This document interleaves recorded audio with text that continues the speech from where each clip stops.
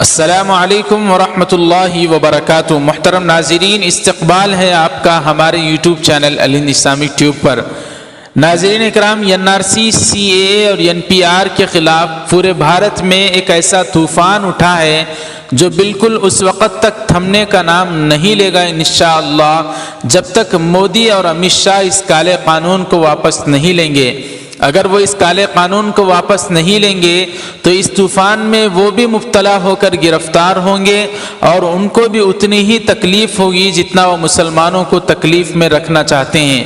اس لیے کہ ناظرین، یہ صرف مسلمانوں کا مسئلہ نہیں ہے، کتنے لاکھوں ایسے کروڑوں ایسے ہمارے سیکولر ہندو بھائی ہیں، مائنارٹیز OC OBC ST اور دلت آدیواسی، کتنے ایسے ہندو بھائی بھی ہیں جو اس بل کے خلاف اٹھ کھڑے ہوئے ہیں۔ ناظرین اکرام، بات اتنی ہی ہوتی تو کچھ بھی نہ ہوتا، لیکن اب تو بات اور بھی آگے بڑھ چکی ہے۔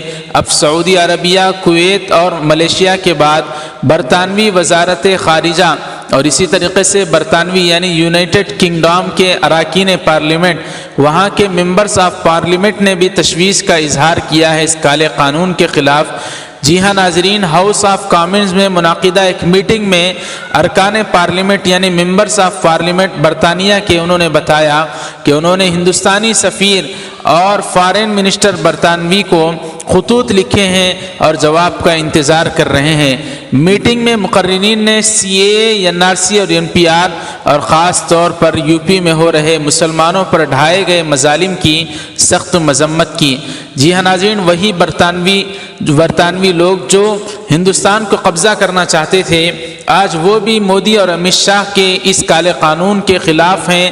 تو آپ سمجھیے کہ خطرناک قانون کتنا خطرناکی کا ہوگا کہ برطانوی لوگ بھی اس کی مخالفت کر رہے ہیں، اور عام لوگ نہیں بلکہ ممبرز آف پارلیمنٹ لوگ اس کی مخالفت کر رہے ہیں۔ تو ناظرین اکرام، اتنی خبر سن کر ہمیں ٹھنڈا ہو جانا نہیں ہے، بلکہ ہمیں یہ معاہدہ کرنا ہوگا ہر بھارتی ناگرک کو کہ ہم کاغذ نہیں دکھائیں گے، ہم کاغذ نہیں دکھائیں گے۔ ناظرین اکرام، اگر آپ کو یہ ویڈیو پسند آئی ہو تو اس کو لائک کریں اور خوب اپنے گروپوں میں واٹس ایپ وغیرہ سے شیئر کریں۔